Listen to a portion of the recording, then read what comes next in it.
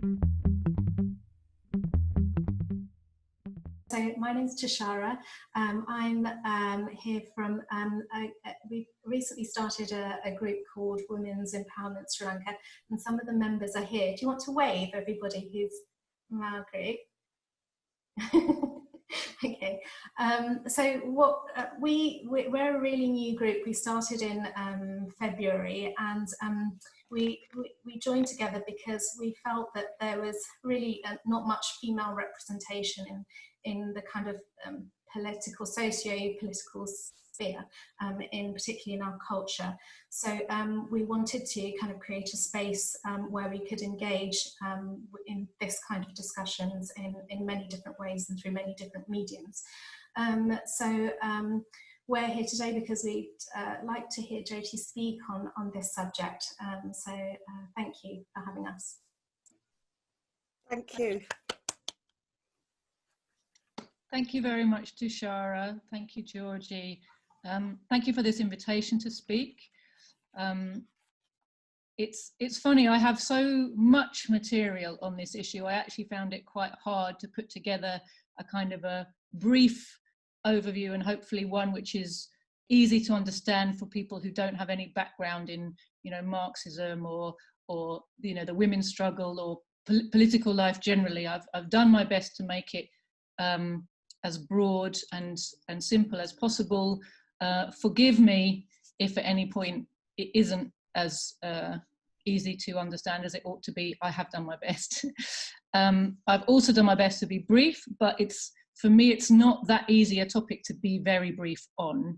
So I'll try and stick to half an hour. If I go slightly over, either forgive me, or Georgie, if you think it's getting boring, just cut me off. So first of all, and before I go, I would ask you, because I do find it a bit weird, this talking at a screen, and it's really lovely. I can see some of your faces, hooray. But if at any point, you know, I say something that you like, if you could do one of those little reactions. It's not because I need approval, it's just so that I know that people are actually listening. You really are there. I find the whole Zoom talking slightly off-putting. It just helps me to know that there really is an audience and I'm not just sort of imagining it. Yay, thanks, Daniel. So, all right, I'll kick off. We call this meeting Understanding the Women's Question. And so I guess the first question is, what is the women's question? And quite simply, when we talk about the women's question, we're talking about the fact that women suffer and have suffered an extra level of oppression as compared with men ever since the dawn of civilization. That was the time when people stopped living in primitive tribes and began to build complex societies. And even today, where conditions for women in many parts of the world have really improved a lot compared to what they were a century ago, it's still overwhelmingly the case that wages are generally lower for women than for men. And that might be because they're paid less for doing the same work, or it might be because they're concentrated in the lowest paid jobs. It's also the case that women tend to carry out not only the lowest paid work, but also most of the unpaid work in society. So women carry out domestic labour for their families, whether or not they work outside the home as well. Women tend to be the ones who act as carers for their young, old, sick or disabled family members. And women are often used, sadly still, as punch bags for the frustrations of their husbands and boyfriends. And we're hearing now again about a rise in domestic abuse with the lockdown. You know, all of the stress and the pressure cooker environment that's creates frustration. And it is still the case that across the world, it is seen as a natural way to vent your frustration for many people, to go from men to women and then down to children, you know. And of course, there's also the aspect that it's still considered normal and kind of inevitable that there is a huge sex industry that relies on selling the bodies of women who've been either physically or economically coerced into this form of sexual slavery, and that the men who choose to have really a kind of right to access these services. So here in Britain, women have been presented as inferior to men for more than 2,000 years. And that's the case, it's been even longer the case in those parts of the world where civilization developed earlier. And so throughout the period of class society, which I'll use those terms interchangeably, civilization is the period of class society is the period of civilization. But throughout this whole period, we were told that we were weaker not just physically, but also mentally. You know, we were told that our brains were smaller and less powerful and just not up to thinking in the same kind of complex ways as men. And therefore, it was obvious that we weren't really fit for public life. We were told that we were kind of lifelong children who needed the guidance and control of people who knew better, i.e. the men in our lives. A woman's place is in the home was the mantra of our ruling class until very, very recently. And even today, that's a message that's really quite commonly pushed in our culture and in our media. And for millennia, the law gave men the same dominion, control over their daughters and their wives as it gave them over their slaves and their serfs.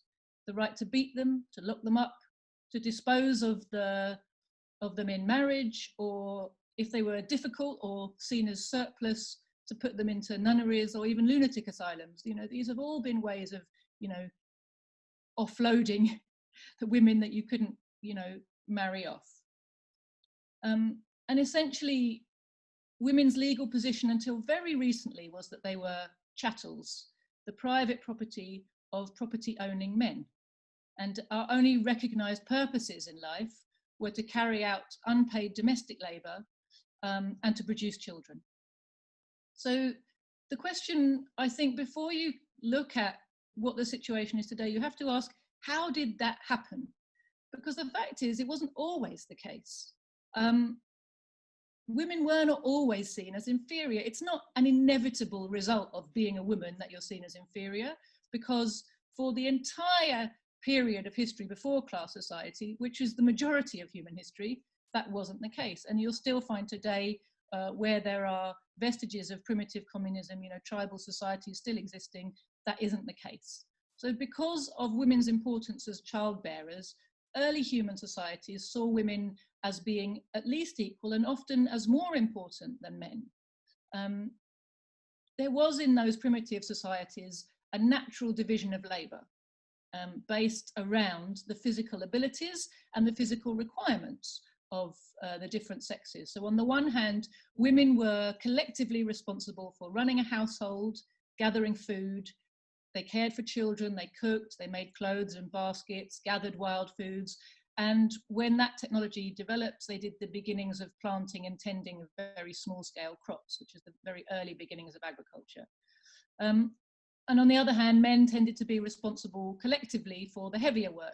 So they went hunting, they tended to livestock once domestication had started, they built shelters and they made tools.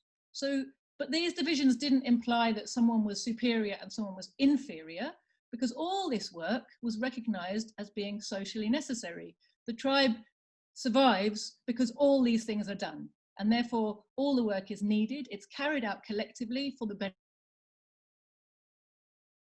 So women, whether they were working in the households or gathering food, they weren't isolated, they worked together.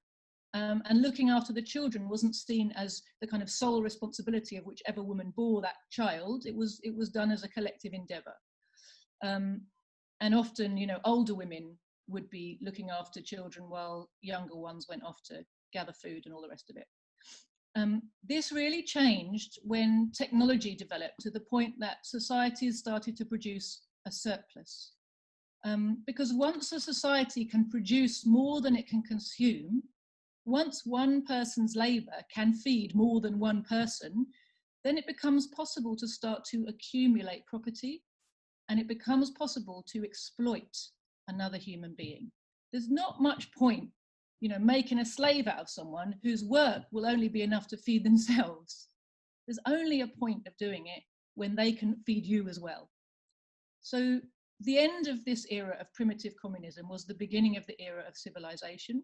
It was the beginning of the great division of society into exploiters and exploited. And the first great division into classes was the division into slaveholders and slaves. And it was women's misfortune and really an accident of history to find that when this development occurred, the first property that was being accumulated just happened to be in the hands of men. It was in the form of livestock. And as herds grew, they became the first riches of humanity. And some men began to amass personal wealth, and they became very powerful in society.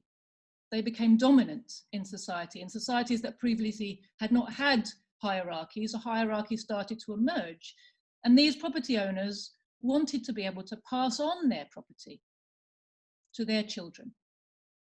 But in the old division of society, the society had been split up into family groups, and those family groups were based around their relationship via the female line. They were matriarchal societies. Your relations were all decided according to who you were related to through your mother. And so any inheritance that went on, and there wasn't much to inherit and pass on, but you know, if a man had some tools or a woman had, you know, some, I don't know, baskets or jewelry or whatever, if they had something they wanted to pass on, the way that you did it was to relations via the female line through your mother. So a man, if he had something he wanted to pass on, he could pass it to his brother or his sister's children, but not to his own children, because they are born into a different kinship group than him. And so this idea of paternity wasn't recognized in a legal sense, a legalistic sense. So even after, you know, pairing marriages developed and one man and one woman became normal, there was still not a social requirement for women to be kind of 100% faithful, for their children to 100% definitely be the husband's children, and no requirement that couples kind of must stay together if they don't want to, that sort of thing. It was still a kind of loose, fairly loose bond within a wider social grouping. So when this new requirement for being able to pass your property to your children arose, these matriarchal structures were dismantled and patriarchal ones were built instead. Because of course, the requirement became, how do you guarantee that the paternity of children? There is only one way, essentially, and that is lock up the women of the property owning classes so that they have no contact with any other man apart from their husband. It's not possible for them to be unfaithful. It's the only way you're going to guarantee that. So in fact, that is what was done. Locking up women of the property owning classes and turning them into what essentially was senior slaves in the households of their fathers and their husbands. And of course, you know, once that becomes the culture and the norm for the ruling class, that's then disseminated across the whole of society through the ruling class's ideology, its media, its culture. And so a whole moral justification was developed, and a system of violence to justify the subordination of women. And that spread through the whole of society. And women became commodified. You know, they could be bought and sold essentially into marriage. And their work was downgraded in several ways. So ruling class women, in particular, were seen as chattels for the production of heirs.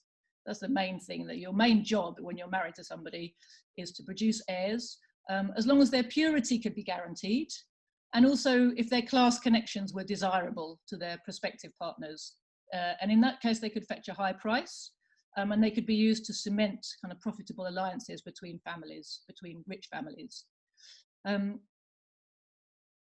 of course, in that situation, in the new class society, domestic labour stopped being something collective and communal, and became a private service for the male head of the household. So, and alongside this, you have this development of the idea of absolute monogamy, So total fidelity in marriage becomes society's official moral code. But in fact, what we see right from the beginning is that this total fidelity was really only required of women. So the hypocrisy was born then, which is still alive and well today actually, that alongside enforced monogamy for women, there arose this brand new industry of prostitution, whereby a section of the female population was coerced in one way or another into providing sexual services for those men who could afford to pay for them. So the official code of all class societies is monogamy, but the reality is what they mean is monogamy for women, and look the other way when it comes to men. And as a result of all these developments, women were degraded from being full and equal members of a communistic society to being subordinate members of a class society. Now, I've tried to give a kind of brief overview of this. I can't go into it at great length. I hope the information is enough to give you just a basic outline of the roots of women's status as second-class citizens during this whole era of class society. And I'm not sort of giving this to you as a kind of dry historical lesson, but because it's really important to understand why women have been oppressed for so long, where all these really strong prejudices we have about women come from, about their capabilities and their role in society and all the rest of it. And it's this historical insight that enables socialists to recognize that the women's question is a class question and not a gender question. Because women weren't oppressed because they're naturally inferior or because men are naturally nasty and violent. They were oppressed because of the way that class society developed historically. And it's understanding the root of that problem which enables us to find the key, the solution to solving it. Now, you'll hear a lot of people say that, well, you know, everything's changed now. You can't really talk about, thanks, Ranjit. You can't really talk about women's oppression now. Everything's changed. And we're used to hearing that the battle for equal rights has been won. And as proof of this, we're shown that a woman can be a scientist or a doctor or a newsreader or a politician or even a prime minister.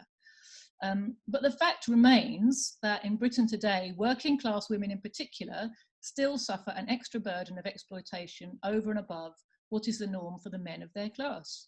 Women are still, in the main, working for less money or in the lowest paid jobs and are still carrying out the overwhelming majority of society's unpaid domestic and caring work. And of course, the capitalist class has got a vested interest in making sure that situation continues. Because if women didn't do all of this cleaning, cooking, laundry and caring for free, it would have to be provided as a paid for service. It's all necessary work, right? It has to happen for society to run. You can't do without it. So if women weren't doing it for nothing, someone would have to be paying for it to be done. And of course, paying for those services to exist would eat up profits and provide no particular benefit to the capitalist class. Especially since capitalism anyway is unable to provide useful work for everybody. You know, why would they want to free up all these women to take part in productive life when already they can't employ everybody who's in the workplace? So this is why the capitalists work so hard to maintain gender stereotypes. And of course, there is one other reason, which is simply that the capitalist system involves the rule of a tiny, tiny, tiny minority over the vast majority. And the only way such a tiny handful of people can keep their grip on power, apart from creating a whole machinery to do it, is to make sure that working people are divided against one another and see each other as the problem. And so they have a big incentive to keep men and women feeling that each other is the problem, and particularly to persuade women that men are the problem when it comes to their freedom. They have no interest in seeing men and women united together against them.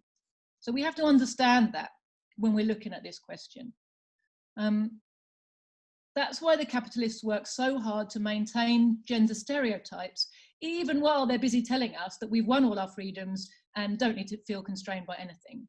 And in fact, it's been noticeable to me, particularly because, you know, my daughter is 12, that in the last 10 years, along with many other attacks on the working class and the speed up in dismantling the welfare state, the pushing of gender roles has actually gone up again.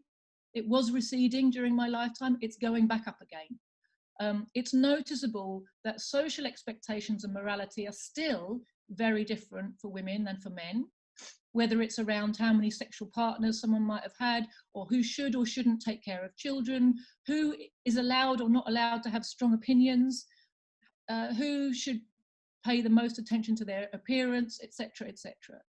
And the plethora of, you know, pink for a girl, blue for a boy, clothes and toys. Obviously, you know, they're money spinners for the manufacturers. There is that, but they also carry a really strong social message, and it's harder and harder to get away from. I've got to say, as a mother of a young daughter, you know, I found that if I want to give my daughter clothes which don't have any message of, you know, because of course you can avoid pink, but pretty much it's by buying something that's covered in trucks that says kind of boy all over it. You know, there's very little involved in clothing that's available to working class parents for their kids, which doesn't have a gender message on it. If you want gender-free clothes, you have to spend quite a lot of money. You have to make a big effort to find it, and you have to spend a lot of money on it. The stuff that's available in the supermarkets, you go and have a look next time you're down there. If it's not something you've thought about or looked at recently, just have a look at the racks of the clothing that's on sale. It's totally encoded with gender messaging. And alongside this sort of implicit messaging, our children are explicitly taught from a very young age that certain behaviours are associated with certain genders. And we're very much encouraged, obviously, to conform to that. So boys are expected and encouraged to be strong, to handle themselves physically, to suppress their emotions, right? Boys don't cry, and to prepare themselves for a life out in the world, toughen up. And girls are expected and encouraged to be quiet, to avoid playing roughly, you know, you don't want to mess up your clothes, to be pretty and decorative, to think about and work on their physical appearance, to make people like them, to be sensitive to the motivations and needs of others, all really in preparation for a role catering for the needs of others at the centre of a family home. So these ideas of what your place is and how you prepare for it are still being pushed very strongly, even though we're told that that's all a thing of the past. And of course, alongside this, we've got the growth of the sex trade, which has been fueled in the recent decades by the enslavement of huge numbers of women from states of Eastern Europe, which have basically been recolonized. They've become colonies inside the EU. Huge numbers of their women have been sold into sexual slavery. And there's also been, alongside that, the development of a huge pornography industry. And all of that has a massive impact on our popular culture and reinforces these ideas that sex generally and women in particular are things, you know, to be bought and sold. And of course, you know, there's a kind of fundamental experience that most of us will have, that women in capitalist society suffer a very heavy economic and social penalty when they have children. So formerly there were communities that would take collective responsibility for raising and caring for our children, but these have all been broken down, and capitalism as it advances breaks them down ever further, so that we are all now living in very, very small isolated units. And child rearing now is presented to us as being a purely private matter, just the personal responsibility of one, or maybe if you're lucky, two parents. And those parents may or may not have the resources to give their kids good food, decent housing, educational opportunities, cultural and sporting activities. They may or may not have time to give their kids the personal attention and input they need to grow up balanced and healthy. But whatever they can or can't do is presented to us that this is their problem, not society's problem, their individual problem. And there's basically no recognition officially of the fact that bringing up the next generation is a socially necessary, useful thing to do. You know, women with new babies are pretty much left to sink or swim, often left very socially isolated just when they need the most support. And again, in recent years, we've seen privatization of social spaces. So for a little while with the welfare state, we had things like community centres and maternity support and health visitors, and all these things are gradually disappearing, but community centres in particular have all but disappeared. And what that means is, if you're a working class mother with a new baby, you are really stuck at home on your own with a new baby, because there's nowhere to go to meet other mothers and share that load and take the kids to a play space. Everything costs money. So either you can put your kids in childcare, that costs you money, or you can meet other mothers in a cafe. Now, I used to live in an area of North London where everyone would go on how wonderful it was, all the cafes, and how baby friendly they'd all become.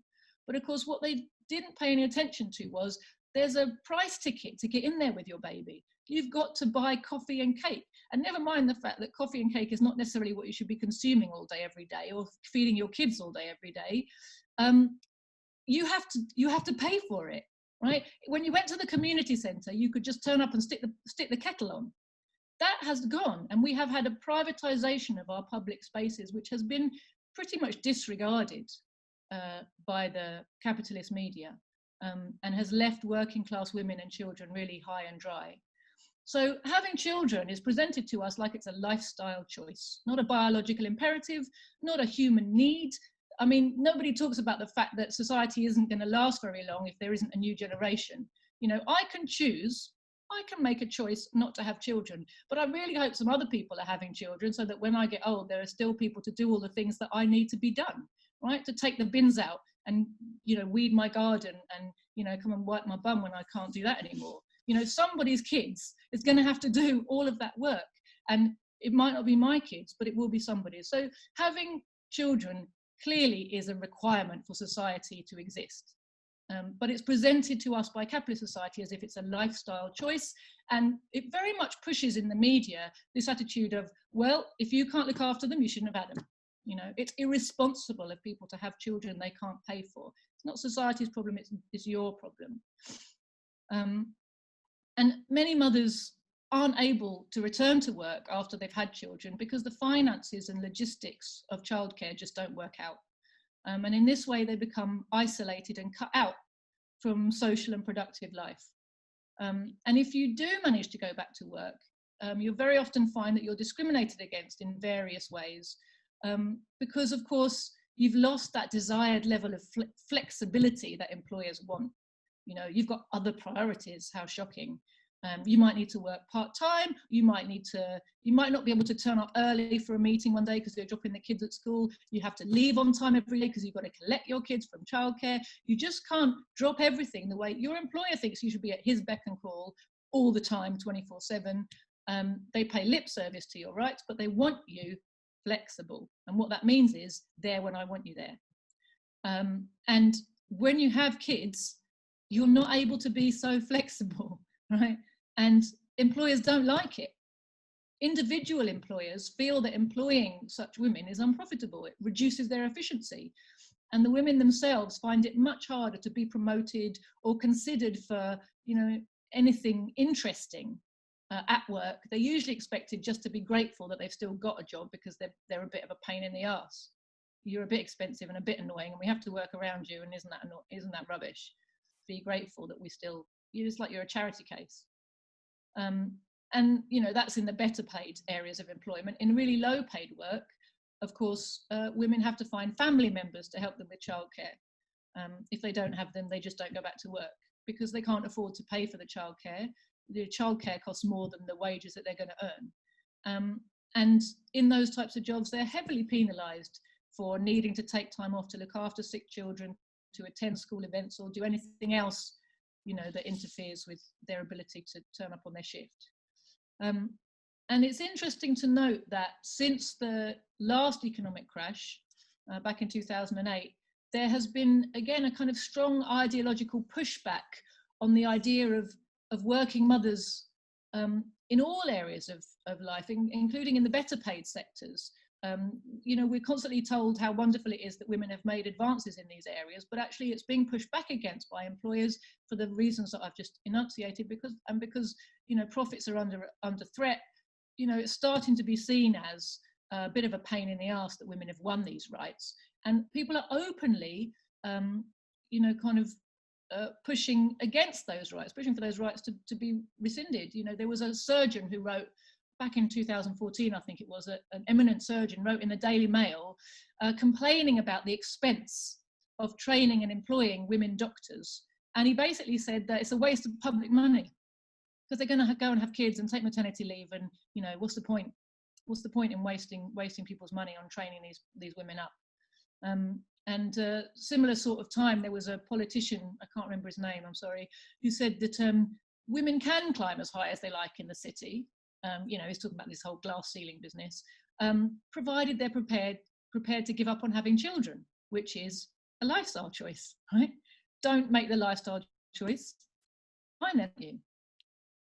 So I'm not going to go massively into the whole glass ceiling and gender pay gap thing here, because they're very much the focus of the privileged sections of working women who push what I would describe as bourgeois feminism.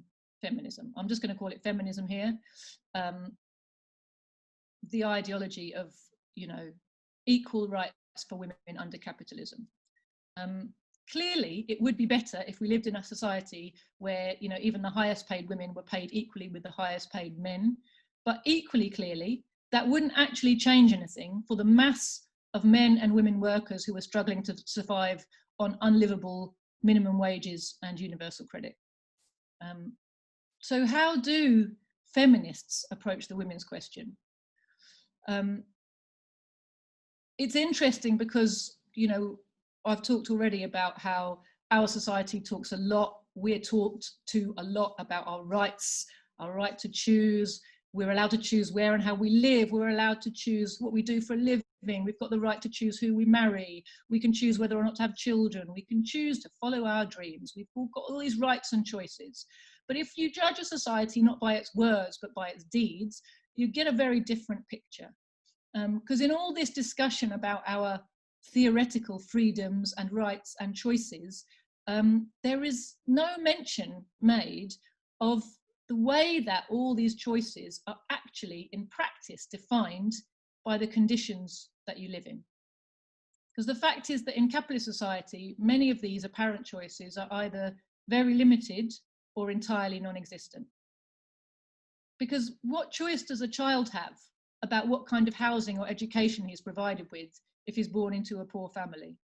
What choice does a woman have about whether or not to have a child if she has no money and no family and no community support? What choice does a worker have about where to live or how to eat if he has no job and no money? What choice does a sixth former have about career paths if she's got no ability to pay for her training?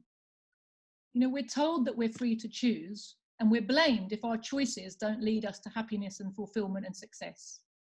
But actually all this talk about choice is just a cover for the workings of the capitalist system, which forces the mass of the people, both here in Britain and around the world, to live in conditions that they certainly would not have chosen.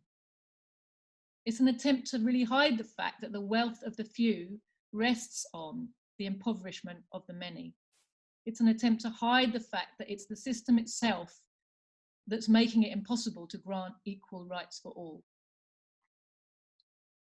I mean, what use is the legal right to train as a doctor to a woman who's born in a slum, has never had an education, and is trying to support a family on $1 or $2 a day? You know, you can tell her she's got the right to train as a doctor, but clearly isn't true, is it? So nobody's stopping her, and yet nobody's helping her. You know, there's no physical law saying she can't do it, but the law doesn't actually describe people's conditions, the reality of their lives. And yet it's the work of people like that woman that's creating the wealth of the billionaires. If there were no poor labourers, there would be no mountains of capital for the captains of industry to be investing. So the representatives of this system refuse to recognise that there are social relationships underpinning the creation of our rulers' wealth. You know, they're rich, their riches rest on our poverty. It goes hand in hand. You can't have one without the other. So they're pushing instead the idea that the poor are poor through their own personal failings and bad life choices, rather than through the workings of the system as a whole. And there are plenty of left liberals who will see and even sort of criticize the excesses and the obscenities of this system, but they interpret the problems not as systemic failings, but as unfairness. And they think that this unfairness is going to be fixed if we can just level the playing field. And so they put all their attention on this. How do we level the playing field? And essentially it's because they can't imagine anything other than the present economic setup. They can't imagine a world beyond the world of capitalism and capitalist production relations. And it stops them from seeing what for a lot of poor workers is blindingly obvious, which is that the capitalist system isn't capable of treating everybody equally. It fundamentally isn't. And so the idea that you spend your life asking an unequal system to treat people equally is clearly mental. But the limitations of people's viewpoint keeps them going along this fruitless avenue of activity. You know, in the women's movement for equality in Britain really started to take off back in the late 1960s, and it followed a big strike, or it came up really as a result of a big strike for equal pay that was carried out by women workers at the Ford factory in Dagenham. And this movement really, you know, sort of was a spark that lit a fire that spread across the whole country. It was something that was waiting to blow up, and it swept up many women around the country.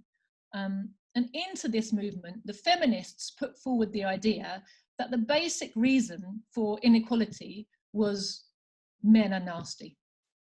And so the solutions that they put forward were along the lines that women should either kind of refuse to cooperate because it's a man's world and it's not built for you, so we've got to have a separate women's world somewhere, or that the way to get equality would be to learn to be like men. And another version of this was telling women that in their role as the kind of domestic workers for the family, doing the cooking, the cleaning and the caring, they were being exploited by their husbands, and that therefore they should seek liberation by demanding wages for housework. And the feminists basically ignored the class antagonisms and replaced it with a domestic one. So we got the battle of the sexes. And instead of struggling alongside working class men to change society, the feminists wanted women to blame all men, irrespective of their class, which of course leaves the whole system of production and exploitation intact, and creates a demand that women should just have their fair share of top jobs running the capitalist state and running the big corporations. And then, all kinds of solutions came from this way of thinking, including refusing to have children, which obviously that city dude would have been very, very happy with. That's in order to be able to compete in a man's world and liberate yourself from the tyranny of the family. It's the family that's keeping you down. Bra burning, because you're rejecting the symbols of your oppression. Sleeping around, you know, because you can act like a man and then you'll be equal, right? Becoming a lesbian was you know, political lesbianism was put across as a kick the enemy out of your bed, was an actual slogan in the 1960s and 70s of some of these bourgeois feminists. So it's not surprising that most of these ideas found very little sympathy amongst the less privileged mass of working class women. You know, the main concerns for these poorer women are around the daily issues they faced, the additional burdens that are on them from their responsibility for household chores and family caring, the low pay rates for women's work outside the home, and at that time, you know, their legal and social second-class status. And their interest in politics had been sparked by a desire to be treated as equals in society and to have their excessive burdens lightened. But most of them really lost interest in the political struggle when the feminists came to dominate that movement.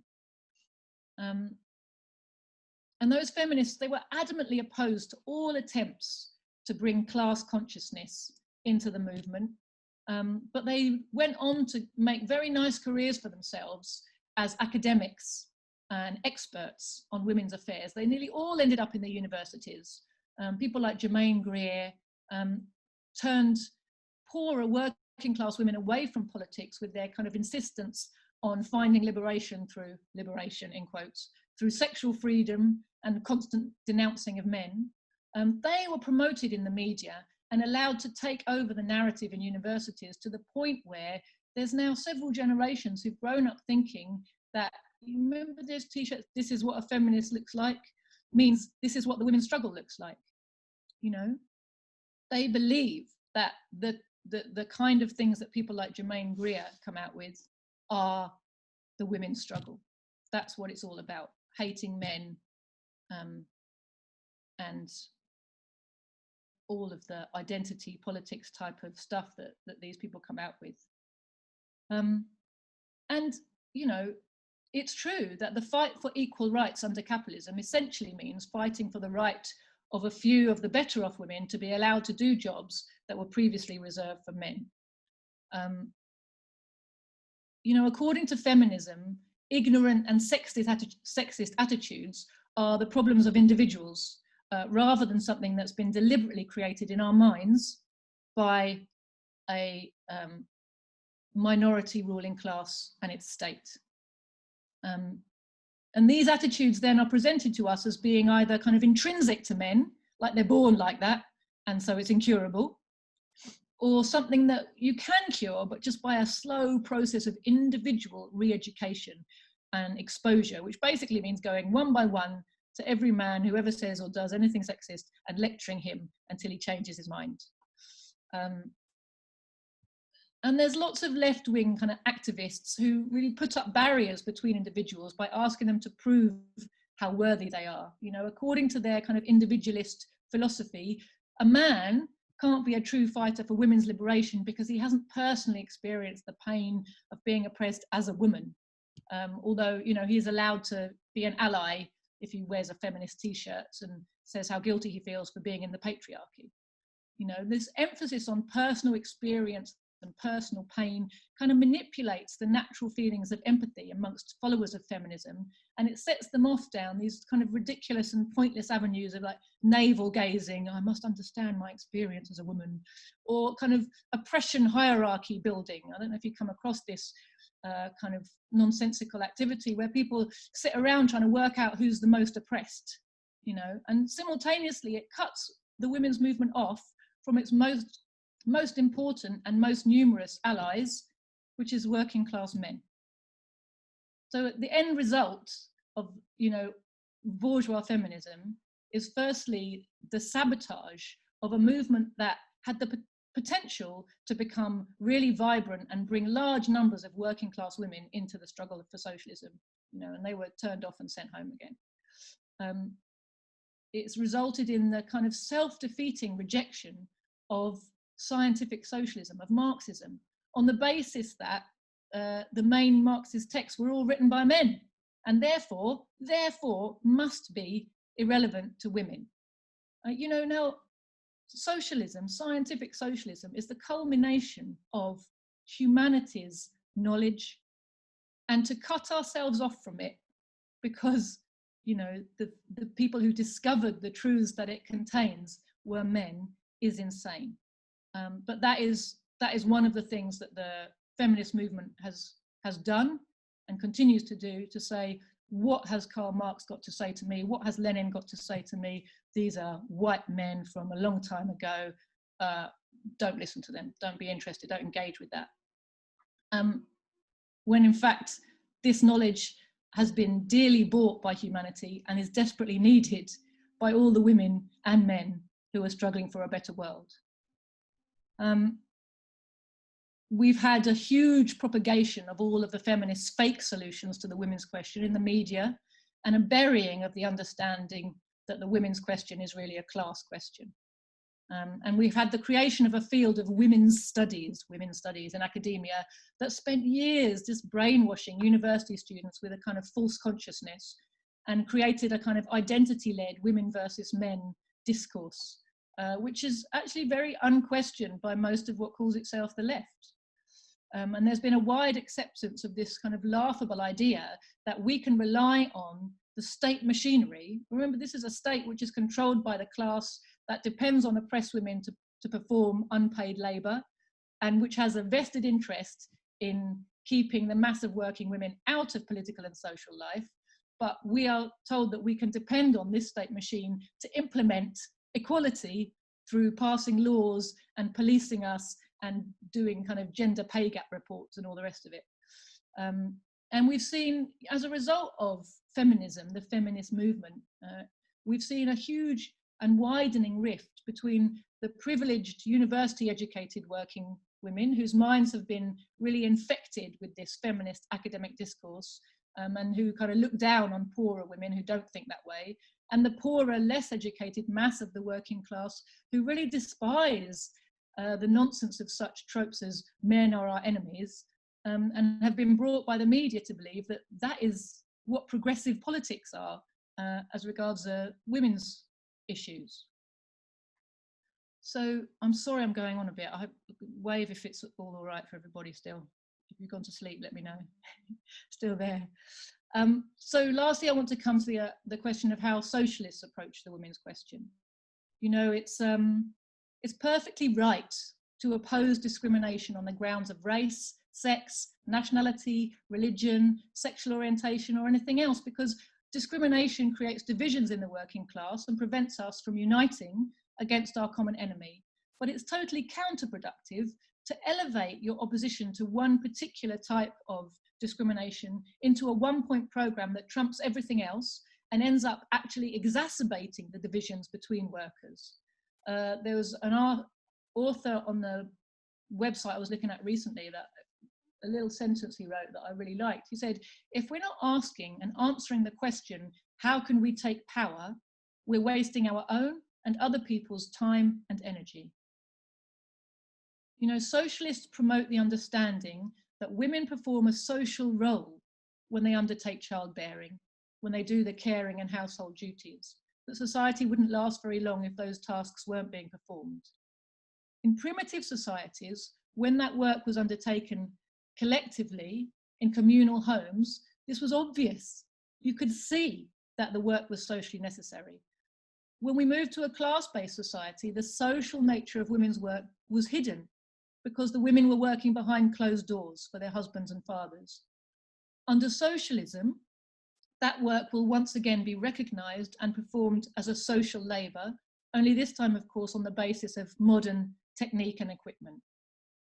So that's why socialists put the emphasis for liberating women on public provision of services alongside equality before the law and equality of access to education and jobs, so that all women can be liberated, not only those from the more privileged classes.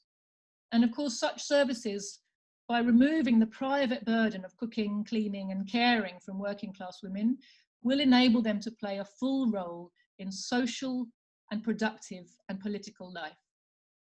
And of course, they'll also mean that every child has the same access to decent housing, decent healthcare, and decent educational and developmental chances in life, no matter what their parents' time constraints or financial position might be. You know, socialism recognises the class basis of women's oppression. It reveals the historical and property-based roots of that oppression, and that lets us understand why the machinery for enforcing it exists and how it operates. And socialism makes clear the reasons why the capitalists are constantly fostering and reinforcing sexist attitudes towards women amongst workers. And, you know, it fosters those attitudes amongst workers of both sexes, right? So they can be persuaded to accept and reinforce the ruling class's repressive, exploitative, divide and rule agenda. You know, socialism doesn't require workers to prove how oppressed they are. It opens its doors to anyone and everyone who has understood that capitalism has passed its sell-by date and wants to fight to abolish it. Because in the struggle, the socialist struggle for women's equality, men have as much to gain as women, because the socialist society that both are working for will put all of our lives on a new, more dignified and truly equal footing. You know, we socialists are opposed to the political correctness police because political correctness is a way of substituting the policing of language for the real struggles against racism and women's oppression. Because when political correctness comes into play, it's un-PC workers who are hounded as the enemy. They're substituted for the real enemy, which is the system of capitalist imperialism, which creates those injustices and which can't do without them. You know, I spoke at the beginning about how our society promotes the idea of individual rights and choices. You know, socialists also believe in human rights. We recognise that man is first and foremost a collective, a social animal. Nothing in society is achieved by individuals. We're all of us reliant on one another, and all of us are actually happiest when we're working together to achieve a common aim. Not only does humankind need social contact and a sense of community to stay sane and healthy, but in fact, these huge means of production that we've created demand social action on a massive scale. So socialism puts the needs of the collective above the needs or desires of any single individual, but in doing so, it actually creates the conditions in which all individuals, and not just the privileged few, are truly able to flourish and express themselves, supported and valued by a real and not just imaginary community. Real rights, not just formal rights, will only be achieved for individuals under socialism.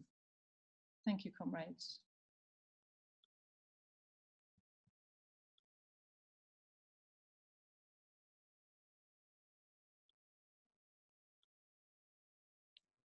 Hello, that was absolutely brilliant, Joti. Thank you so much.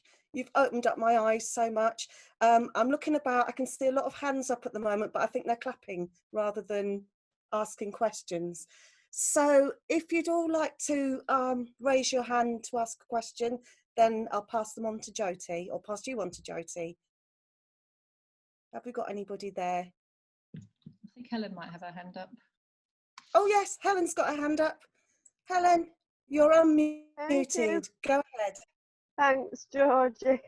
I was just going to say, Joti, I thought that was an absolutely wonderful speech. It's opened my eyes as well, Georgie, like you say, because I've never heard anybody talk about the difference between the bourgeois feminist movement, etc., and you know what it is today. It's still about today, obviously. In fact, it gets worse rather than better. Now that you've spoken about it, I can see it clearly, the difference between that and actual struggles for women among the working classes and the day-to-day grind and the stuff that gets brushed under the carpet whilst, well, it's hidden by what, you know, the Germaine Greer stuff and all that, and the gender pay gap stuff and all that. It's you know, it's working against the women's struggle, is all that stuff. It's like a substitute. Well, you said the word yourself, substitute. I was just wondering if there was, I wish I'd recorded that. I wish I had it on recorded that speech, or if there's anywhere that you said it before, I'd like to listen to it again or similar, you know. That's it. Thank you. Thanks, Helen. Did you want to comment on that, Joti, or? Well, just to say, thank you. I'm really glad if that information has, you know, been useful for you. I think we are hoping to release a video of this meeting. We're not, we are recording at this moment, but so that people don't feel constrained to speak, we're not live streaming it. So we'll put the video up afterwards, and anybody who doesn't want to be included in that video, they can just let us know and we'll chop you out. So please don't feel like because we're recording you mustn't speak, because we don't want that to be the case. But hopefully, if people feel this is worth putting up again for others to see, we'll release it as a video. That's brilliant, thank you. I think, Rita, did you have your hand up? Rita? Yeah. Did you have your hand?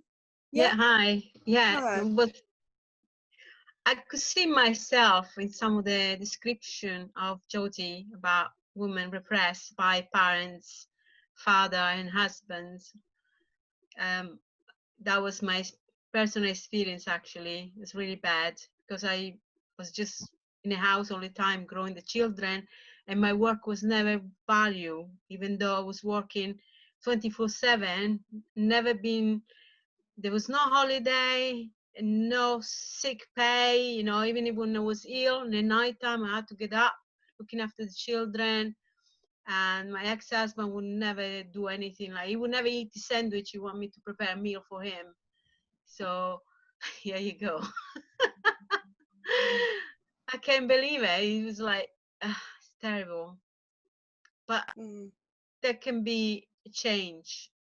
There must be a change, you know. It's between, we have to make a change. The women have to make a change. We cannot accept that anymore.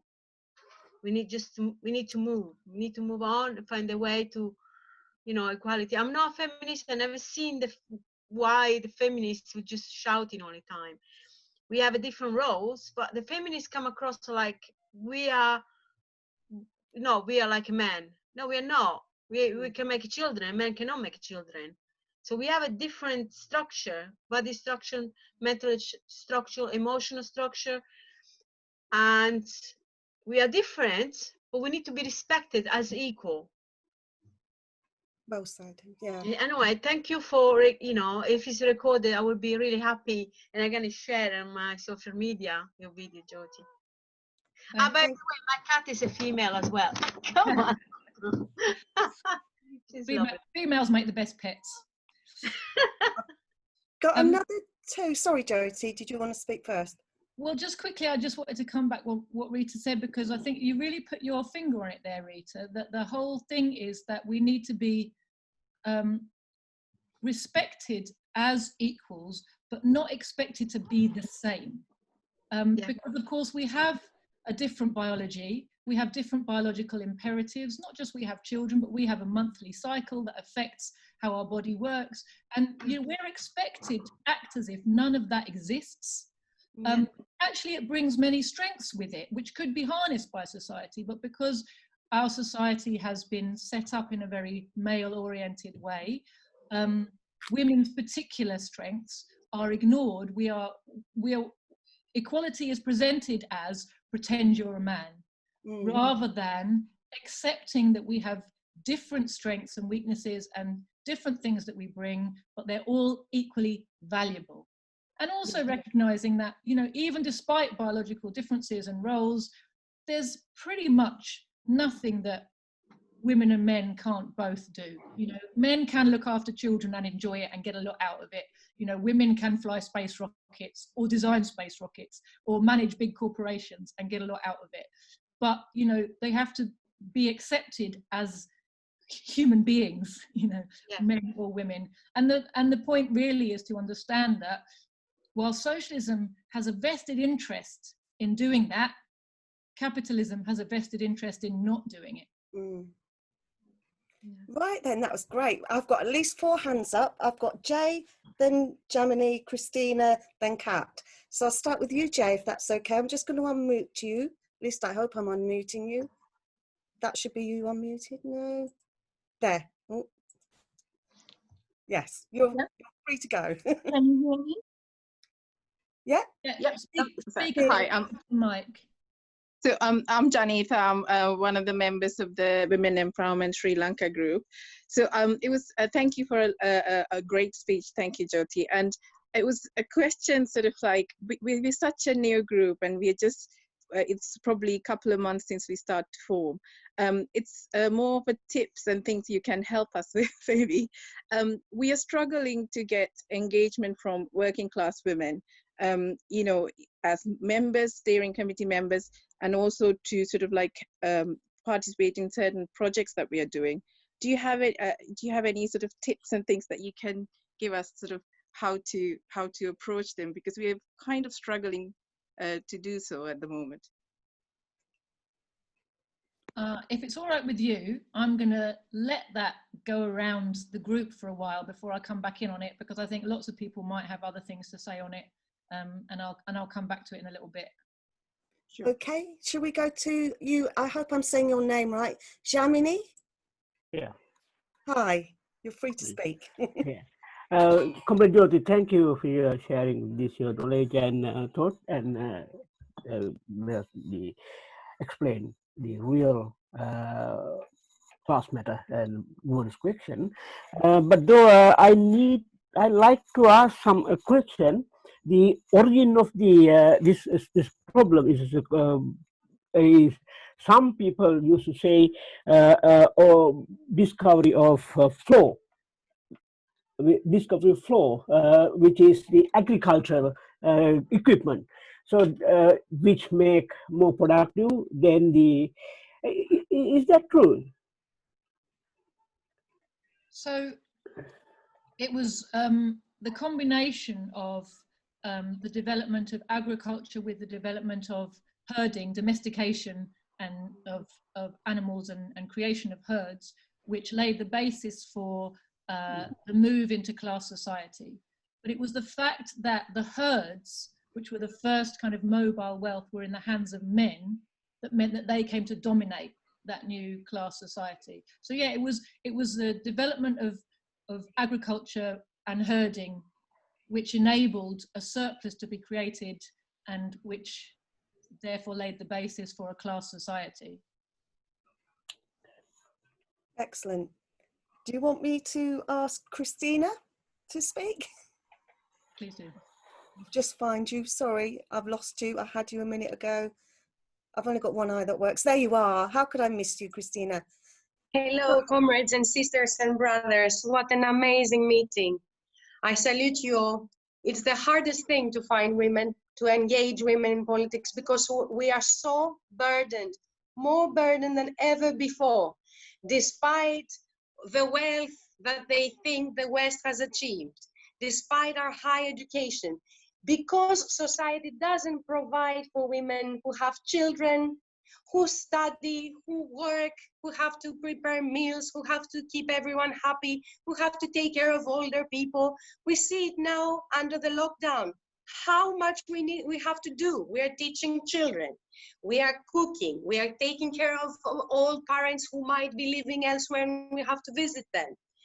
It's relentless. It didn't have to be like that, and it didn't used to be like that. Under socialist societies existing and in the past, like the Soviet Union, or if you go to see what's happening in Cuba, in China, there are much more humane conditions for all workers, including women. In the Soviet Union, they had creches where the children were educated to be self-sufficient, self-reliant.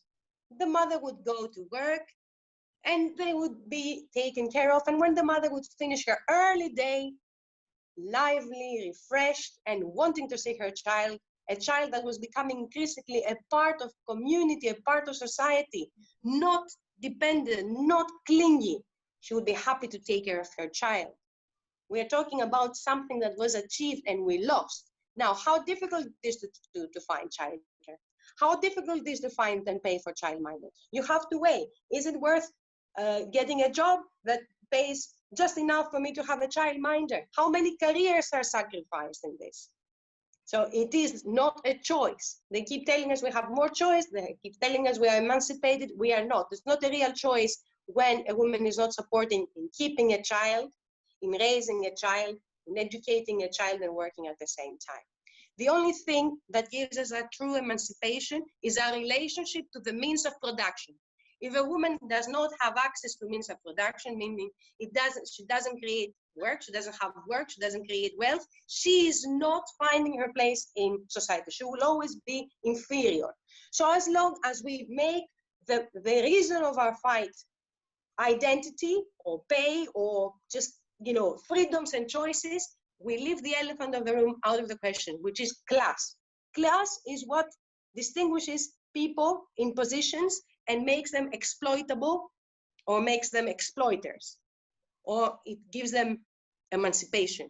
It's money, it's work, and how society treats people according to class. So if we are true feminists, true feminism can only be proletarian. It can only be about how we include women equally in accessing the means of production, how we socialize the means of production, how we socialize child minding and creches, how we provide for the children and we protect children. We are now living in a society where children and women are not protected. I mean, in the worst way that you can think, and I'm going straight away to identity politics, and how identity politics is putting the children under such danger, right, where their childhood is not recognized.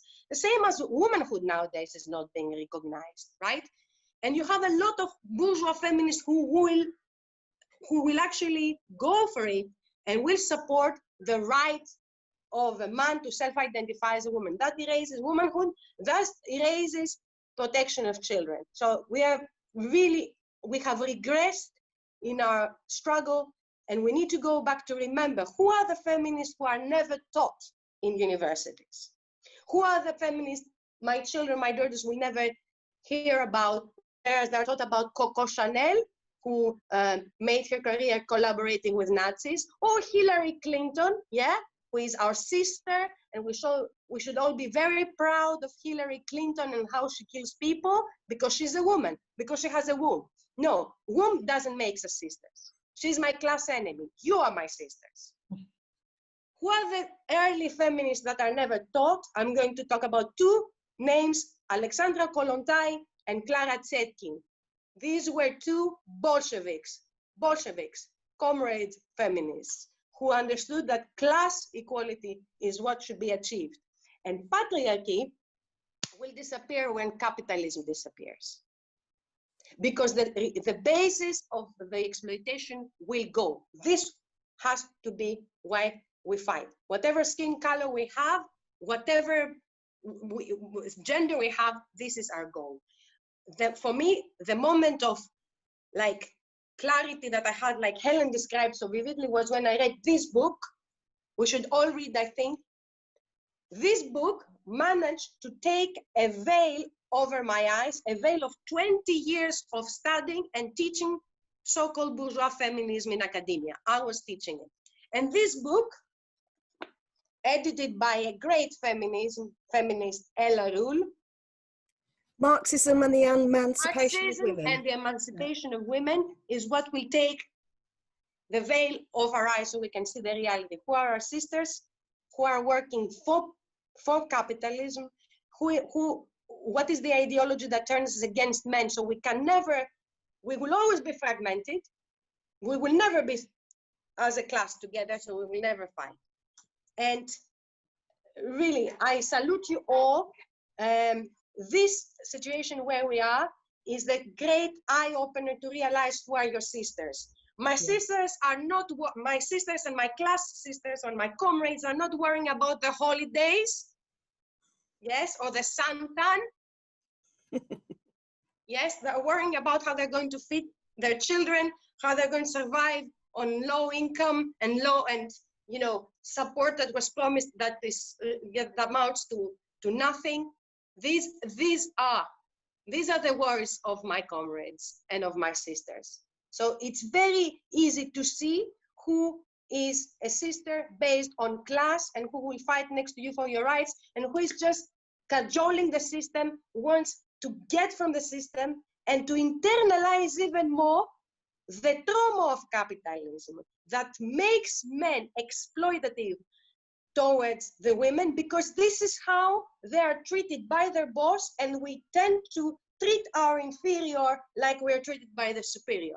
So this is why capitalism, this is why you have always had marriages like this, based not on love, but based on exploitation, because this is what we teach our children. This is what we see in society. So when this goes, then things will change. And we see examples in the past, in other societies, where socialism was achieved, early socialism, and also socialist directions that some societies are taking, where women are treated differently.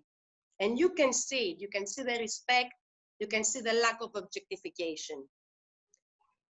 That was Thank you very much brilliant. for listening to me. Thank you so much, Christina. It's very hard to follow that. I've got 3 more questions. Do you want those first? Yeah.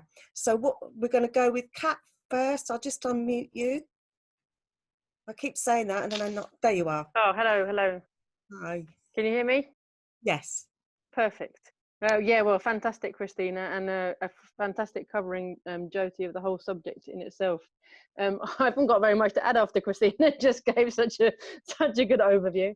I suppose the couple of things that I would add to this is, one, another reading recommendation, that being to follow on from what I think it was Lucy who mentioned it right at the start of the meeting. Not Anti-Düring by Engels, but Origin of the Family by Engels is a very, very good overview of how society has developed, and is a thoroughly, highly recommended read that you should all take a look into. That would be one thing that I was going to say.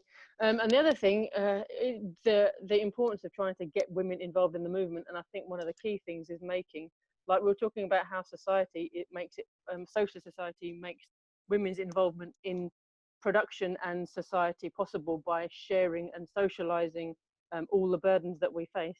We need, as a movement, to think about doing those sorts of things too, making it accessible for women by inviting them along. Like I've got, making sure it's accessible for children to come to, making sure that there's support to mean that when women come into meetings, they're able to actually take part as much as they possibly can. And it's very refreshing to see so many men who've come along to this meeting as well, not seeing it as a separate thing for women to only be caring about, but actually men to be involved with too. Sorry, I was going to say more, but I think Christina's done a very fantastic job of that anyway. Thanks very much. That was brilliant, Kat. We've also got, I think, Thushara, did you want to talk? You've lowered your hand. There you are, you're on mute. Oh, I've done it again to you. I need to get mouse control. Please work. No, it doesn't want to work. Why can't I unmute you? Okay, I've unmuted. Sorry about that, everyone. Hello. Yeah, Joti, thank you so much. That was really enlightening in terms of, I was particularly found the history of the whole thing really interesting in terms of where all this stuff originated from, and also the differences between the different types of feminists and true feminism, bourgeois feminism. Thank you. I had my hand raised, but I think Christine answered a lot of it, and everyone seemed to have answered it, because I was going to ask for books and book recommendations, and so I've got a couple of those. So that's all really. Thank you very much. It's really helpful. Thanks ever so much. We're now going to go to Nadia, who I'm going to try and successfully unmute. Yes. Oh no, sorry. You're not going to get me to do this. Oh, I can hear you. Oh, good. Yes, go for it. Can everyone hear me? Can Joti hear me as well? Yeah. Right. About the feminist issue, the current climate with feminism, what I've noticed, it's a bit like the neoliberalism. It's forced in your face, and it dances around all the subjects that irritate women, but it's not the problem. It's not the things that we're really concerned about. It's not the issues that we really face in everyday society. My personal issues, when before I was pregnant, going to work in the corporate environment, in the office, I had to watch out for 10 days of the month because I have PCOS, I have PMDD, and none of because I worked in a construction company and it was majority men, but no one could understand that. But even before, when I was working with women, there wasn't any sympathy or forgiveness for that, because they just didn't understand. If I was nervous, or if I said something out of turn, they'd say, "Oh, there's something wrong with her," or they just avoid me. So these things, we're dealing with these issues as well. We have to adapt. We have to change. I mean, and then there's the other side. There's things I see on TV. Since I moved back from Holland to here, I see Love Island. I said, what the hell is this? Blimey, it makes us look stupid. And I feel really cheap as a woman when I watch that. And then you think, God, Emily and Pankhurst, look where our efforts went, down the toilet. And it's just, it's a shame. It really is a shame. And these things just have to change. And I'm trying to find a woman who's strong, serious, and it's got the right heart in the right place as an example. I'm carrying a child now. If I have a girl, I want her to have a good role model. I've only got to look at the past and see Emily and Pankhurst, but at the moment I'm finding it hard. Anyway, thanks. Thanks, Nadia. Anybody else? I can't see any more hands up at the moment, and I'm not sure how we are for time, Joti, but... We're all right. Should I come back on a few of the things that have been said there? Just on that last point, Nadia, you said you look back in the past and you see Emmeline Pankhurst as a strong role model. You might be interested to look a bit deeper into the history of the Pankhurst family, because in fact, Emmeline Pankhurst was a proponent of bourgeois feminism. Very much it was about votes for propertied women, and never mind the working class men or women. Her daughter, on the other hand, Sylvia Pankhurst, she had two daughters, and one of them was the same as her. The other one, Sylvia Pankhurst, became a socialist, was one of the founders of the communist movement in this country. She went to work amongst the working class women of the East End, set up a paper for them, helped them to be mobilized for the struggle for socialism, showed them how the women's struggle was the socialist struggle, essentially, as far as the workers are concerned, and is a very interesting person to look into. There's a book about her, I think it's called The Home Front. You should look for that. I think you'll find it very interesting.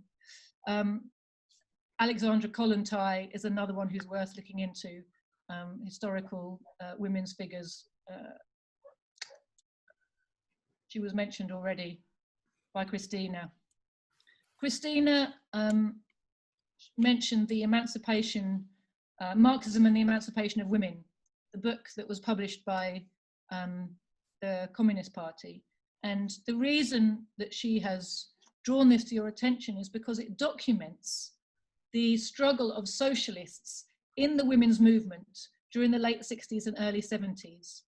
And it's, as Christina says, it goes blow by blow through all the arguments and the counter arguments and all of the strategies used by the feminists to try to divert the women's movement away from socialism. And of course, they actually were successful. But to be able to understand what were the arguments for and against and how they operated is very enlightening in terms of understanding what feminism really represents. And a few people here have said it, that feminism really actually runs counter to the movement for women's emancipation, the real movement for women's emancipation, which of course is the socialist movement. And thank you, Kat, for mentioning Engels's book, The Origin of the Family. It's very unlike me not to start a talk on this subject by talking about that book, so I'm going to just mention it a little bit more now. Anybody who wants to really understand the women's question, and of course you're going to have to get over the terrible fact that it was written by a white man, but you have to read the book by Friedrich Engels called The Origin of the Family, Private Property and the State. That tells you, where did women's oppression come from? Where did class society come from? Historically, how did they develop? And also historically, where are they going? And it's the wonderful gift of Marxism. And Friedrich Engels was Marx's closest comrade and best friend, and they were the co-founders of scientific socialism. Between them, they worked out the economics, the politics, the history. They revolutionized these fields. They revolutionized the field of history. It's a terrible shame for us that we live in a world where what they brought to the field of history is not taught or known, because once you start to appreciate history in the way that they explained it, they showed us how history actually moves. It's not moved by this king and this individual and that individual. It's moved by classes. It's moved by the development of production, productive forces. It's moved by the development of technology and how we create the things that we use. then history, your understanding of our history, which is our story, it's interesting and fascinating to all of us. History, it's all of our story, how we got here, obviously relevant and important to every one of us, becomes a completely different thing. I was lucky enough to be given a copy of that book when I was a teenager. I got it for Christmas when I was 15 or so, and I'm sure I didn't understand everything was in it, but I loved it. And I think I particularly loved it because I am a woman, and because it does explain to you how come it is that the world is like it is when you're a woman. And it also gives you a framework for making sense of the entirety of human history. And it also gives you the understanding to see how we're developing towards socialism and what socialism is going to deliver for women. It's a really, really wonderful book. Everybody in the world should read it, but certainly everybody who's interested in fighting for a better world should read it. You'll get a huge amount out of it. It was really nice what Kat said about approaching working class women, and I'm hoping that some others of you will come up with your thoughts on how we do a better job of that. We have to understand that in Britain, because of the twin effects of bourgeois feminism, which put so many women off the idea of politics, and the massive kind of pushing of gender stereotypes, which tell women it's not their business to be engaged in political life and to have opinions. Having opinions puts you open to the kind of criticism that women feel they just shouldn't be exposing themselves to. You know, it's unfeminine to have opinions and to debate, to be involved in the social, political life of society. That's simply what's pushed on us. And you very often find very intelligent, articulate women taking a back seat to boyfriends or husbands who are not nearly as, you know, clear-sighted as they are, but they, you know, men are encouraged to push themselves forward in our society, where women are encouraged to hold themselves back. And that's before you get to the question of all of the burdens that we have that stop us from doing anything, you know, because we've got to go from work to the kids, or, you know, whatever it is, you know, we've got the cooking and the cleaning to do and all the rest of it. So making our movement attractive and accessible to women is definitely a part of it. Another part of it is just the fact that life has got to push women to the point where they realize they have to engage with the struggle. What's been really interesting is to see that that tide has been turning since the 2008 financial crash, and everything that has meant for the lives of the working class in this country. It's noticeable that the first movement that really benefited from the fact that more women are looking for answers was the Corbin Project. And I know there's women here who came to politics by following Jeremy Corbyn, joining the Labour Party when he became the leader, and feeling like, finally, here's something that can deliver something for me. And it's been a very difficult experience, I think, for a lot of people to find that didn't work out in the way that they hoped that it would.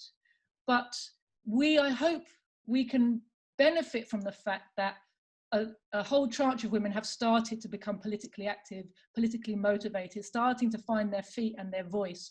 What they need, of course, is an education in socialist politics.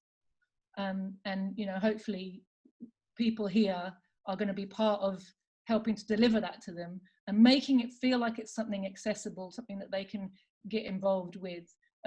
But, you know, there is no possibility whatsoever of building socialism, of creating a movement that's capable of getting rid of capitalism without the participation of huge numbers of working class women. So it's definitely a very important task for us to be recruiting as many working class women as we possibly can into this movement. Sounds brilliant. Joti, have we got time for another question? I think Thushara would like to speak. Yeah. I'm always having trouble with your button. Has it worked? I can't unmute you. It's working. You're free to go. Thanks, Joti. That was really interesting. I was interested in the books that you're talking about, and wondered what you thought of Rosa Luxemburg as someone to read in terms of her contributions. Okay, are there any more? Any more from anyone else? I don't think any more for any more. Let me just go on the next page. No. No. Rosa Luxemburg played a very positive role in the German movement back in the beginning of the 20th century. She played a very strong role in opposing World War I, which huge number of socialists had before the war said they would oppose, but when it came to it, they voted for the war credits, they sided with their own ruling class, and they acted, they beat the drums for war, basically. And that includes actually coming back to what Nadia was talking about, the Pankhursts. The Pankhursts put aside, not Sylvia, but her mother and her sister, put aside their struggle for women's rights when the First World War broke out, and turned themselves into recruiting sergeants for the war, went around giving out white feathers to people who wouldn't fight and all the rest of it. I mean, you know, they really sided with the ruling class in that endeavour. And Sylvia was the one who refused to do that. Another reason why I should look into her. Who are we talking about just then? Rosa Luxemburg, yeah, she played a very important role during that period, a very principled role, and has been justly kind of elevated as a female figure because of that. Unfortunately, at the very end of her life, because of course she was done to death young and became a martyr, but before she was executed, she unfortunately denounced some of the developments in Soviet Russia. It was the very early days of the Russian Revolution, and there was a lot of there was a lack of clarity about what was happening there. I don't know if she might have changed her mind later on if she'd have seen how things were developing. She was a bit overwhelmed by the gossip that came that said, oh, they're kind of drowning everything in blood and isn't it terrible? And I think she kind of had a response to that. She denounced the kind of the excesses of Bolshevism and said, oh no, this is not the way to do things.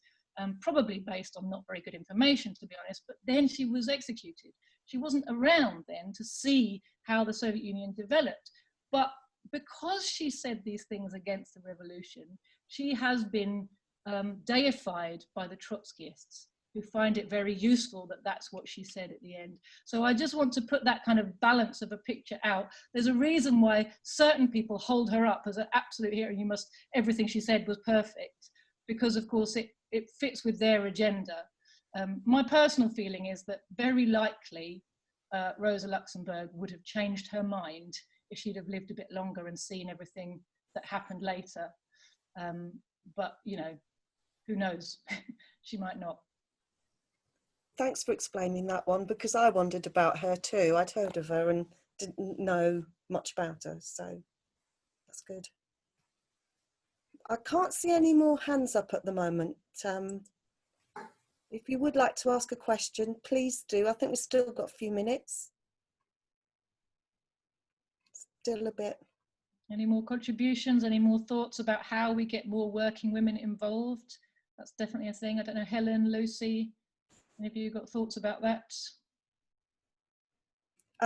Kat. I just unmuted you. Go ahead.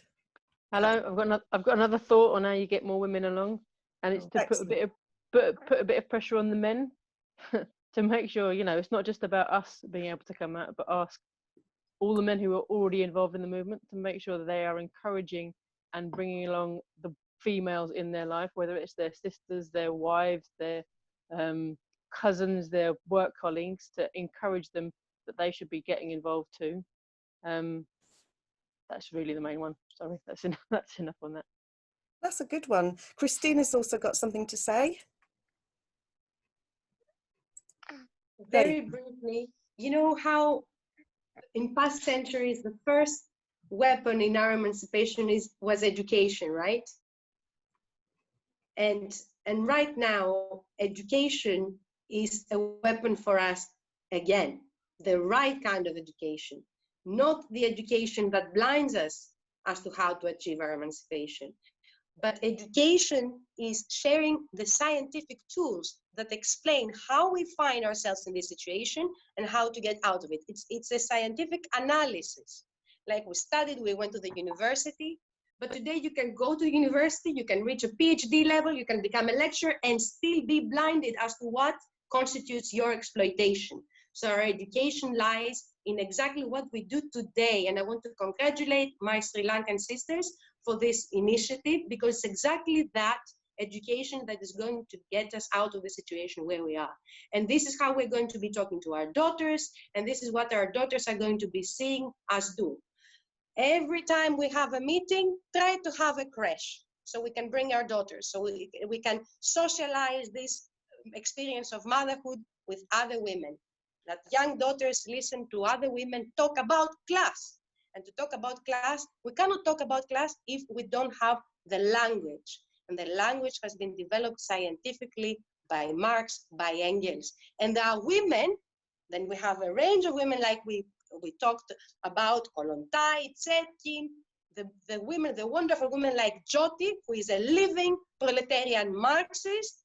And all of you are developing proletarian feminists, and we have to write, we have to produce new material based on class analysis that describes our experiences today.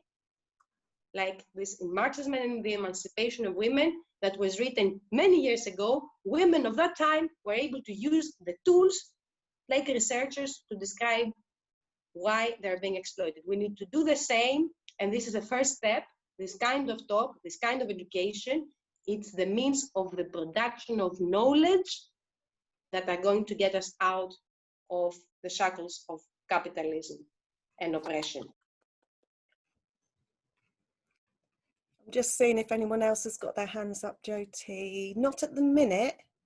That was beautiful, Christina. Well, Georgina, then I have a small suggestion, and maybe people can sort of wave and show if they're up for that or not. We can either just end the meeting, say well done, thank you everybody, or there's a very small extract from a book by Anna Louise Strong, where she describes the struggle in the Soviet Union against the veil. You know, certain parts of the Soviet Union where women were still basically wearing a kind of full burqa, veil, whatever, and their attempts to liberate themselves from that, and how they went about it in a socialist way, I thought might be a nice way to end the meeting. I could just, basically, I'll just read it to you because it's really interesting and kind of makes you think about the difference between how socialists go about liberating women and, you know, how the capitalists forcibly do it.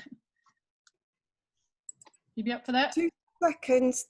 Did you want to ask a question, Ranjit? I can't unmute him. I think he did. Sorry. There you go. All right. Just to say, what brilliant meeting. Fantastic listening to Joti and to all of you and all of your contributions. Thank you so much for organising it, everyone. I just thought on the how you can get working women more involved in realising this is for them. I think part of it is to formulate campaigns and demands which are focused around the interests of working class women. So if we want to get, I mean, childcare is such an issue, I think, for all of us. There's no social childcare. Care of the elderly and, decent care in the community, all of these tasks which disproportionately fall upon women.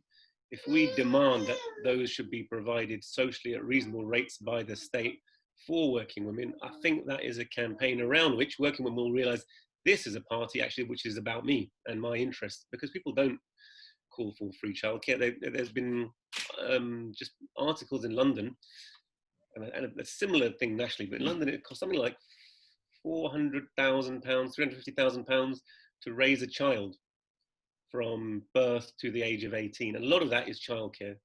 Preschool, nursery is like basically paying the fees of a private school. So as you were talking about, you sacrifice your career because you can't possibly afford that for 2 or 3 kids. And who gives up their job? It's the lowest earner. It makes economic sense. Who's the lowest earner? Well, disproportionately at the time, it's going to be the women. So all of those things, if you have socialised childcare, particularly at a time when there's mass unemployment and a depression coming, when what is always the response of capitalism during depression is to say, well, with the workforce is shrinking, so they once again emphasize that traditional role of women as a carer. Kids, they suddenly will discover, aren't normal if they're not brought up with a full-time woman in the house. then they're in this wartime, all the men go off to war, and they suddenly discover that socialized care is a thing, and all the women have to go and work factories producing munitions. So they tailor that message to what they need from the workforce. They can't give that now. It's going to be a mass demand for working people. It's going to be crushing us. I think that might be a campaign that we actually build as a Workers' Party, perhaps, and a wider group. If we build that campaign, it might be a way to draw working class women to you. But otherwise, I totally agree with everything what you said, and I'd love to hear that passage, Joti. I'll mute myself. Over to you, Joti. Thank you. All right, guys. So I'm just going to leave you with this, I think a really beautiful and inspiring extract from the book by Anna Louise Strong. And she says, the change in women's status was one of the most important social changes in all parts of the USSR. The revolution gave women legal and political equality. Industrialization provided the economic base in equal pay. But in every village, women still had to fight the habits of centuries. News came of one village in Siberia, for instance, where after the collective farms gave women their independent incomes, the wives called a strike against wife-beating and smashed that time-honoured custom in a week. The men all jeered at the first woman we elected to our village Soviet, a village president told me, but at the next election, we elected 6 women, and now it is we who laugh. I met 20 of these women presidents of villages in 1928 on a train in Siberia, bound for Women's Congress in Moscow. For most, it was their first trip by train, and only one had ever been out of Siberia. They had been invited to Moscow to advise the government on the demands of women. Their counties elected them to go. The toughest fight of all for women's freedom was in Central Asia. Here, women were chattels, sold in early marriage, and never thereafter seen in public without the hideous paranja, a long black veil of woven horsehair which covered the entire face, hindering breathing and vision. Tradition gave husbands the right to kill wives for unveiling. The mullahs, the Muslim priests, supported this by religion. Russian women brought the first message of freedom. They set up child welfare clinics where native women unveiled in each other's presence. Here, the rights of women and the evils of the veil were discussed. The Communist Party brought pressure on its members to permit their wives to unveil. When I first visited Tashkent in 1928, a conference of communist women was announcing, our members in backward villages are being violated, tortured and murdered, but this year we must finish the hideous veil. This must be the historic year. Shocking incidents gave point to this resolution. A girl from Tashkent school gave her vacation to agitating for women's rights in her home village. Her dismembered body was sent back to school in a cart, bearing the words, "That for your women's freedom." Another woman had refused the attentions of a landlord and married a communist peasant instead. A gang of 18 men, stirred up by the landlord, violated her in the 8th month of pregnancy and threw her body in the river. Poems were written by women to express their struggle. When Zulfiya Khan, a fighter for freedom, was burned alive by the mullahs, the woman of her village wrote a lament. "O woman, the world will not forget your fight for freedom. Your flame, let them not think that it consumed you.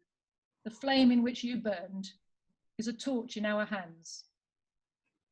The citadel of orthodox oppression was Holy Bukhara. Here, a dramatic unveiling was organised. Word was spread that something spectacular would occur on International Women's Day, 8th of March.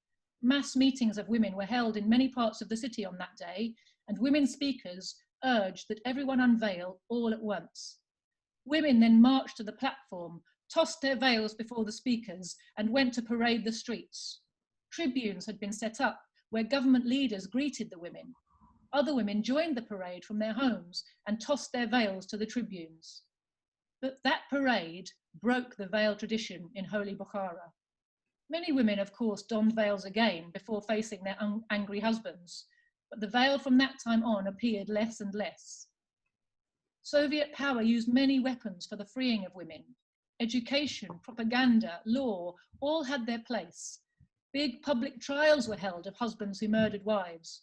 The pressure of the new propaganda confirmed judges who gave the death sentence for what old custom had not considered a crime. The most important weapon for freeing women was as in Russia proper, the new industrialization. I visited a new silk mill in Old Bukhara. Its director, a pale, exhausted man driving without sleep to build a new industry, told me the mill was not expected to be profitable for a long time. We are training village women into a new staff for future silk mills of Turkestan. Our mill is the consciously applied force which broke the veiling of women. We demand that women unveil in the mill. Girl textile workers wrote songs of the new meaning of life when they exchanged the veil for the Russian headdress, the kerchief. And here's a little song that they wrote. When I took the road to the factory, I found there a new kerchief, a red kerchief, a silk kerchief, bought with my own hands' labour. The roar of the factory is in me. It gives me rhythm. It gives me energy. One can hardly read this without recalling, by contrast, Thomas Hood's The Song of the Shirt, that expressed the early factories of Britain. With fingers weary and worn, with eyelids heavy and red, a woman sat in unwomanly rags, plying her needle and thread.